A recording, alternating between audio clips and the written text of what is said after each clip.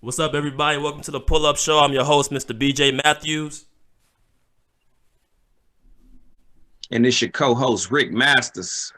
We're gonna start off with the James Harden situation, bro. What do you think about? Do you think he's gonna get traded, or you think he's gonna stay?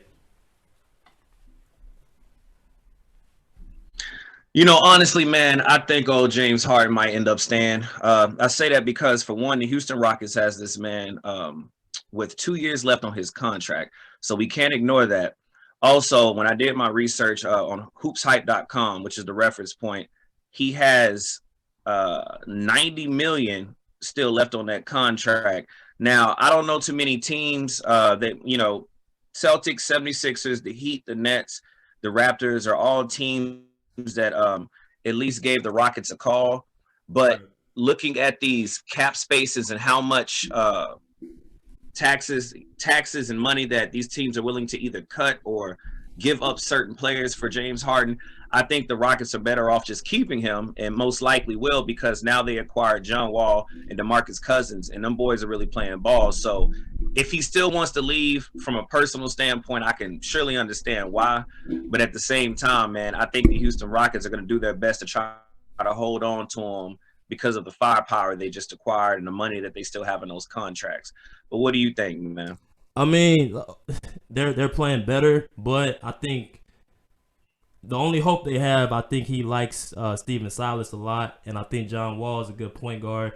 DeMarcus Cousins, I feel in my heart, I think that he's going to end up leaving. When is it going to happen? Is it going to be All-Star break or the end of this year? I don't know, but he's 31 years old. He's trying to compete for a championship, and that Houston team is just not going to win against the Lakers or Clippers. Hell, may not even be against the Denver Nuggets. You got the Phoenix Suns, you got the Pelicans, you got a lot of good teams in the Western Conference. So I think James Harden, if he's just looking to play and win a championship, he's gonna get out of Houston probably within this year. All-Star break or the end of this year, it's gonna happen. I think he's a good fit with Miami, man. I think I said this last week. Miami's a tough-notch team with a lot of different picks with Tyler Hero, Duncan Robinson, Kendrick Nunn. You got some draft picks you can offer. Also, you can go to Miami and be held accountable for your actions, because if he goes to Miami with what he's pulling in Houston, Jimmy Butler and Bam Adebayo, they're not gonna go for that. And also, you're in a winning tradition. Miami just got to the finals last year. They're a tough, gritty team, so I think it would be a good fit for not just Miami but also for Houston, because you got three young players. But what you think about that? So I will agree with you when it comes to Miami, man. That culture, that franchise, they don't play, man. Pat Riley, Nope. and what was the coach's name? It's on the top of my head. Eric Spoelstra. Eric Spoelstra, Yep. man. And like you said, the teammates, man. Those guys have a winning attitude. Yep. And real quick, I want to give a shout out to Justin P. White, man. He's my old battle buddy watching this on live right now. He said 76 is gonna get it in 5, man. They're gonna get it in 5. Nah, hell no. Because see, with the Sixers, bro, we've been waiting for them for 2 years. They haven't lived up to expectations, bro. I'm waiting to see Ben Simmons to get a jump shot. I'm waiting for Joel Embiid to play for a full season.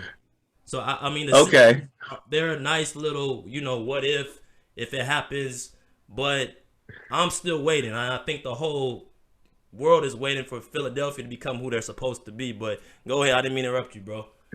No, you fine. I was just giving a shout out to one of our loyal fans, man, that watch our show. Yeah. But to stay on track, I think that Miami would be a good spot, but like I'm definitely agreeing with you, man. I don't think that Pat Riley and Eric Spoelstra and the rest of that team with Hero and those guys and in the center, Bam Bayo, how you say his name? I get his name messed up all the time, man. Bam Adebayo. Bam is it- Adebayo. I'm gonna call him Bam. I'm gonna call him Big Bam. Matter of fact, Big Bam, man. You're not gonna come there with that, I'm gonna do my thing, run the show type of attitude. They definitely have almost like a college team type of culture where everybody's in the mix. Right. So it would be a good spot in my opinion, but I don't think they're gonna put up with his style and his mindset too long. But the Houston Rockets did offer him $103 million extension, and I I mean, I guess James Harden really just wants to win a championship because not only is that a lot of money, but he is the man in Houston. And Right. so it's really starting to make me feel like he's kind of on the same track as KD was and LeBron was back in their years when they're just really trying to chase that championship. Right. But like I said, when it comes down to the organization itself, I don't think they're going to let him go because of all the money and all the time and all the pieces that they just acquired to put around him. I But hear you. what do you think? I definitely hear you about that. I mean, once you put, because let's just be honest, James Harden, he's part of the reason why, Houston is dysfunctional. He got rid of Dwight Howard, Clint Capella, Okay. Chris Paul, Russell Westbrook. I mean, at some point, the common denominator is you. So you got to look in the mirror and be like, yo, maybe I'm the issue or maybe my style of play is the issue. But, when I hear stuff about him not going to training camp and showing up out of shape and then throwing the ball at rookies' heads, in practice, I don't know if that's just to get them more motivated or tougher. Yeah. But you're obviously trying to make a cry for help. You're trying to actually throw a tantrum, to get your way and get out of the situation that you're in. I mean, like I said, he's 31 years old, and he has about probably 4 to 5 more good years in his prime to really make a chance to make a run for that championship. And if he wants to do that, he needs to go to Miami, or he needs to go, I would say, to Milwaukee. The difference, the thing I would say with Milwaukee, though, is I don't know, with Giannis, I just think he has to be able to get a jump shot, man. He has to be able to get some type of offensive game. He has to be able to take over as that guy. I mean, he's the MVP 2 times in a row, but I don't know how him and Harden would fit. But for me, I just think Miami is the best fit for him right now. And, I think Houston just got to get rid of him. You've been bigger than the problem that you're supposed to be. So, I mean, I would just have to cut loose with him, cut my ties with him. Okay. I could totally see your perspective. I just think, NBA is a business, and I don't think they're going to just give them away that easily. But pertaining to the Miami Heat again, I do feel that it would be a good spot. I just feel like because James Harden kind of shows himself to be an alpha male, to be like a headstrong guy, him and Pat Riley would really get into it. My money's on Pat Riley. I think Pat Riley will win overall, but I just feel that it would kind of bring some of the same discord all the way from Houston to Miami, just in a different light. But when it comes to the 76, I mean, not the 76ers, but the Milwaukee Bucks, they did speak to him. But honestly, I think Giannis is honestly, he was just being courteous. I don't really think he wants Harden there. Giannis is kind of on his, I call it the Michael Jordan mode, where he just wants to stay. Yeah, I think he wants to just kind of win on his own and build on his own. But I think he was just being nice, Yeah. I mean, I think Giannis is like, he, like I said last week, he's not really into getting a championship. And I don't feel like Harden is the guy that he really wants to bring in that situation. Mm-hmm. But, we'll see what happens, bro. Transitioning to the next topic. The future of the NBA is in good hands. We got some, great young players between Devin Booker, Jason Tatum. But I want to talk about Lamelo Ball and Zion Williamson. Okay. Oh yeah, shout out to John Morant too. He that man Ball, he just hurt himself though, didn't he? Yeah, he twisted his ankle. I think he out for like 4 to 6 weeks, but he's gonna be a killer through this league. But LaMelo Ball and Zion Williamson right now, I have my thoughts on who I feel is gonna have the more better career down the line. Who would you take career-wise? Who would you say is going to be the future of the league between those two players? So between those two players, LaMelo Ball and Zion Williamson, I'm going to go with Zion simply because now I will say this as a disclaimer. I do think Zion probably needs to shed a little bit more weight. I think he needs to come down at least 10, 15 more pounds to where his movements look more fluid. Yeah. Sometimes watching him play, it looks like almost like he's a tight end, like a true tight end in the NFL. Right. He kind of like he could play and stay with the guys, but it's almost like he's kind of focusing on how he moves because he knows if it's the wrong move, he could tear an Achilles, tear an ACL, like a real good joint that you need. So I will say as a disclaimer, he definitely probably needs to shed about another 15, maybe even 20 pounds just to look more lucid and fluid. But I'm going to go with Zion simply because I think he is just more impactful in a way of he reminds me of Shaq if Shaq had guard skills and he was a little bit condensed, smaller. So he's not 7 foot, but he's Zion size, but he has like a whole package far as guard skills. And I say that because I just feel like Zion is just so dominant. Like he's so manly in his entity. Like when he makes a move, this man can push you out the way.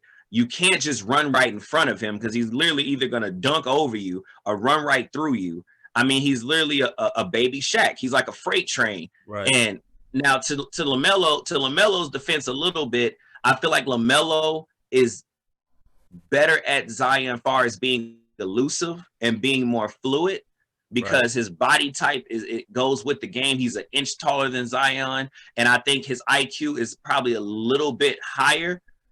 I think playing overseas really helped LaMelo over Zion in that fact, even though, Zion played in a good organization with Duke, that does help you. But I think when you play professional ball like LaMelo did, that kind of gives him the edge far as the IQ in the NBA because you're playing with professionals already. But overall, I'm going to head with Zion just simply because I feel like dominant-wise, this kid is unstoppable. What do you think? I hear you. I think Zion, what he is he's a Ferrari car, and he's able to be impactful like off the gate because of his athleticism, his strength, his speed. But I'm concerned about how he is with his weight down the line. Is it going to be a lot of impact on his knees, his ankles, all that explosion? You're not supposed to be dunking like that at that size. Like we've never seen a player be that big, but be that explosive. So I see him in like the first 5-6 years just coming out the gate being dominant. He's averaging 19 points, 8 rebounds, and assists right now. And I think LaMelo, he's averaging 11.5 points, 4.5 assists, and then 2 rebounds. But I'm going to go with LaMelo just off a simple fact, bro, because for his position, he's 6'8". He's 6'8". He can handle the ball. He has great vision. He can shoot. And the thing I love about his game compared to Lonzo's game is he lets the game come to him. He's not afraid to make mistakes. Like I think Lonzo's just so concerned about not messing up that he plays a little bit static. Vice versa, LaMelo, he lets the game come to him. He plays under good pace and good control, but he's not afraid of making mistakes. And we both know as ballers, that's the best way to play, playing free. Nothing worse than playing a guy who's afraid to get taken out because he's gonna make a mistake. And I just think LaMelo, his upside is just so crazy, and also being behind Michael Jordan in that organization is gonna actually build his confidence and build his killer mentality. Because I think it's inside of him. It's just a matter of somebody bringing it out of him. What you think about that? So I want to give a little pushback. I don't necessarily think that Zion is so much timid or worried about making a mistake. I think he is a sensitive and no Zoe. Oh, Zoe. Oh, okay. I thought you said Zion. Not Zion. No. Okay. even with Zoe, I wouldn't say that because I think Zoe understands. Like, I think he's an emotional player. Like both of them are emotional in their own right. Meaning that when I say emotional people, I don't mean like they cry and stuff. When I say emotional, I mean that they're so passionate about the game.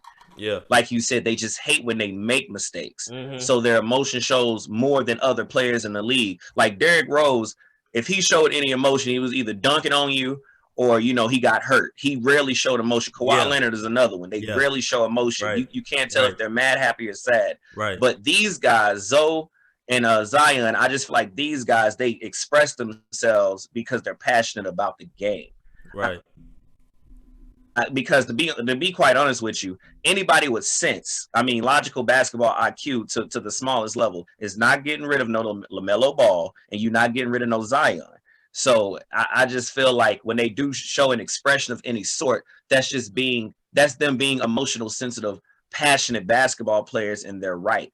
And I mean, even I'm a mixture of Kawhi and Zoe myself. Like some games where, when I'm really not feeling myself, I don't get too emotional, but games where I know I probably should have won or I made a mistake that I knew could have changed the factor of the game, I'll be a little bit more emotional. So I think just them being those sensitive type players and like their mindsets and their passion for the game can allow them to look a little timid at times.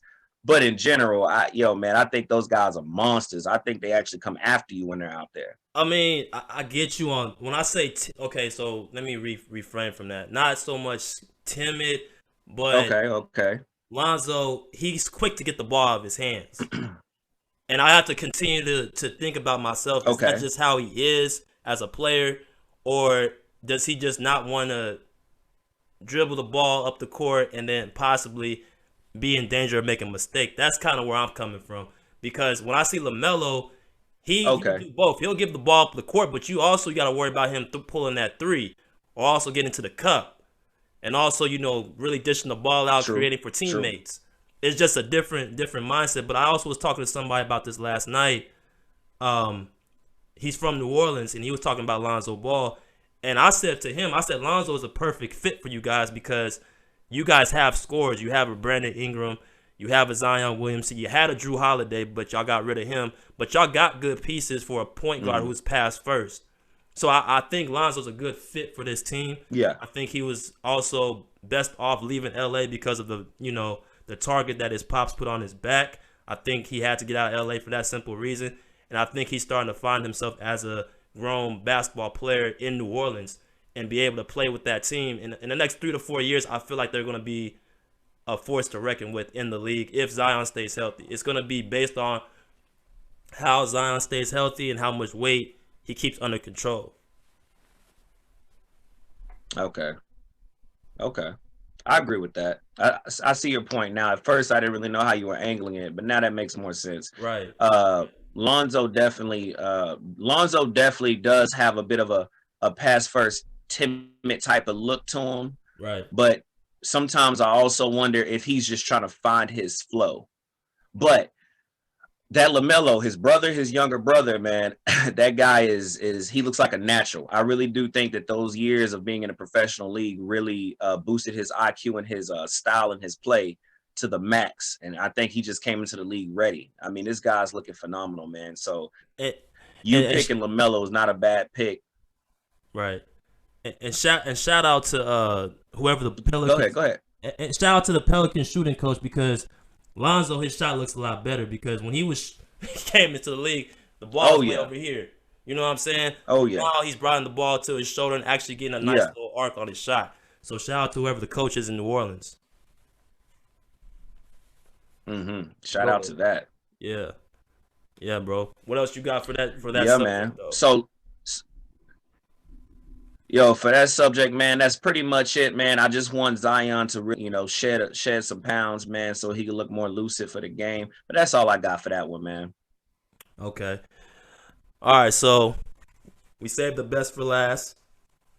You and I both grew up in the 90s. Grew up on Kobe. That's both of our favorite players. Yes. We've had some heated arguments about this situation. We've had some heated arguments about this, bro, but we're gonna get right into it. The question is, in their whole career, who was more impactful? Kobe Bryant, Shaquille O'Neal. The floor is yours, bro. All right. So, first of all, let me say, God bless the dead. Everybody knows Mr. Kobe Bryant passed away last year, January 26th, in a helicopter crash with his beautiful daughter Gianna and Gigi and the other, was it 9 other passengers, I believe? 7. It was 7 passengers, 9 people altogether. 7. Yeah. Yes, so 9 altogether. So the other 7. So God bless the dead, man. Never will be forgotten. As BJ said, man, Kobe Bryant is my favorite player of all time. I have so many subjective reasons why, but let's stay on topic. Give a quick shout out to K Smitty, one of our fans, K Smitty on Instagram Live. Thank you for watching. But Okay. Yeah, K. Smitty. But I'm gonna go with Shaq when it comes to their overall career, who was more impactful. And this is my subjective view. This is why, because we all know if we look at just objectively, just the stats, Kobe was in the league a year longer, as far as career wise. Kobe was always a step or two ahead of Shaq when it comes to numbers. So I'm not even gonna argue facts. That'd be blasphemous. Right. But I will say this: I believe Shaq was more impactful over his 19-year career, simply because now he burned out once he left Miami, because you know he didn't keep himself up in shape. He got older, but from the LA Lakers all the way into Miami Heat, I just feel Shaq was just way more impactful, simply because you had to focus on that guy so much that it was ridiculous. Like you couldn't just put a big man on Shaq and say, okay, make sure he doesn't hit 25, 30 points or cover him. You had to literally put at least 2 people on this man. Yeah. And then a third as a lookout. You know, like you literally have to put 2.5 to 3 men on Shaq at every given moment of the game. Right. And then let's not forget, Shaq is also the guy that when he went to Orlando, they got to the finals. Came to the Lakers with the late great will never be missed Kobe Bryant, went to the finals. And then when he went to the Miami Heat, went to the finals. So to me, that alone goes to show that this man's presence alone is gonna take you to great places. You know, he was literally at that point the modern day LeBron James. Like when you had him, you was going to the finals. So in his prime years, it's like you knew you were going. I mean, of course, you got to finish the deal. You got to seal the deal. I need but to carry on with Shaq, man, I just feel like say that P word again. Say that P word again. Seal the deal? No, say that P word again. What did you say that started with? Okay, I want you to remember that. I want you to remember that. Prom. I said prom Shaq? What I said, prom Shaq? Yeah. I'm gonna bring that up. You'll see why I said that. Is that what you're referring to? Yeah.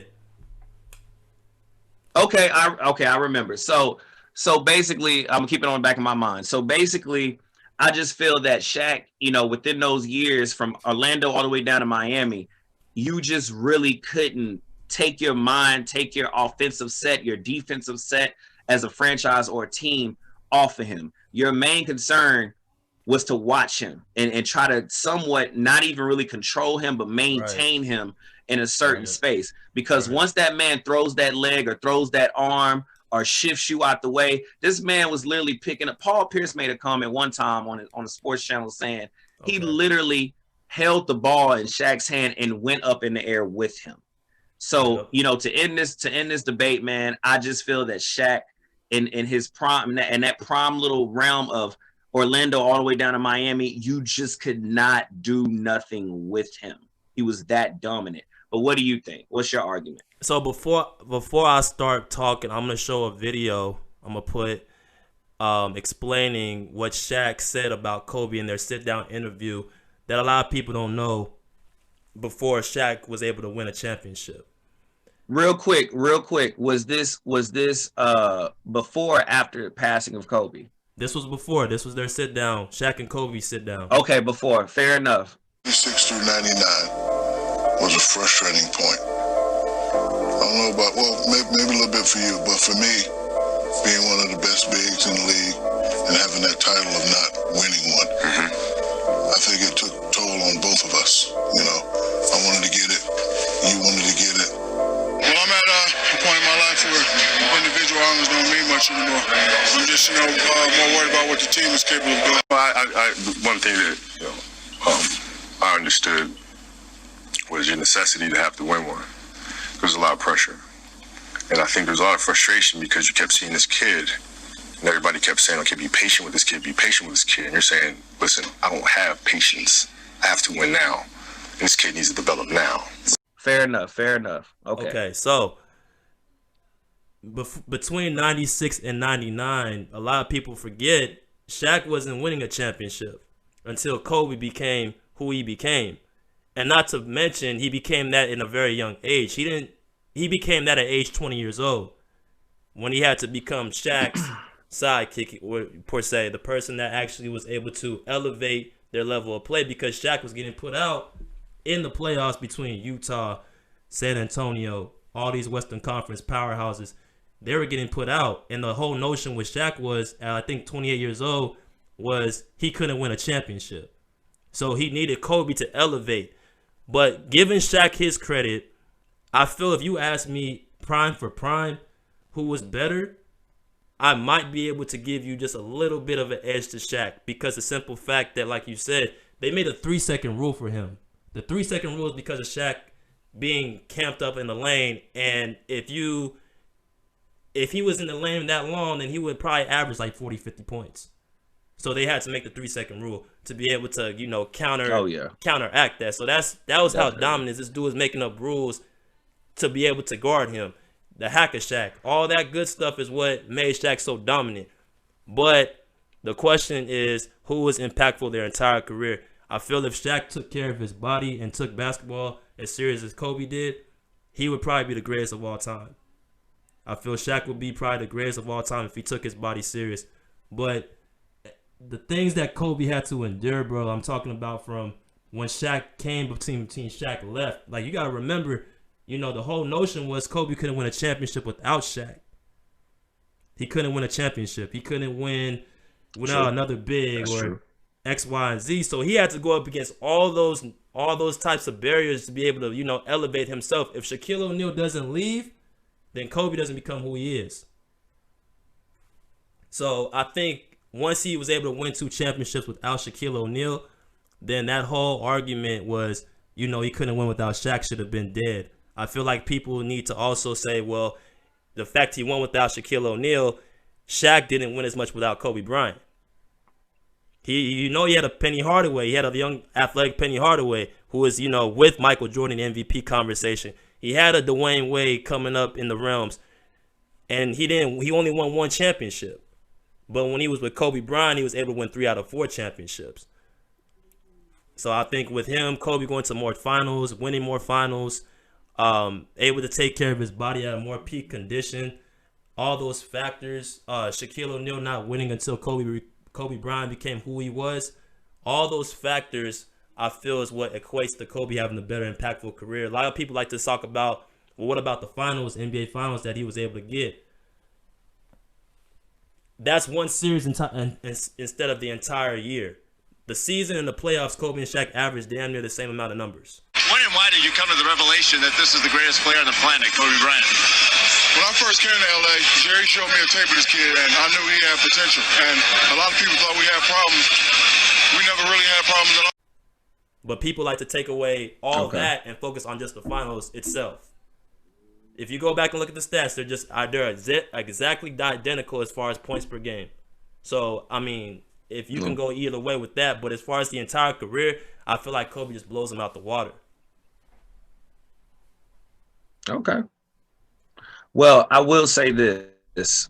I do agree with the perspective of if Shaq would have taken care of himself way, because Shaq was eating Big Macs, Whataburgers, steaks, tacos before games. And it wasn't just one. I heard stories on ESPN of him eating, like, matter of fact, with to sit down with Kobe Bryant before his passing, like 3 or 4 Big Macs. Like, I thought that was insane. Like, I know he's a big guy, but I mean, that's so much sodium and cholesterol in one setting. It's not even funny. Bro, that's crazy. That's just crazy, bro. Like, how you gonna be calling yourself an great NBA player eating like that? Like, I would lose my cap too. Like, if I was in that situation, like, bro, you fat as hell. Like, what are you eating all this stuff for? I'm in the gym 4 or 5 hours a day while you out eating Big Macs and drinking pina coladas and all that stuff he admitted in the interview. I'm like, dude, come on, bro. Like, come on.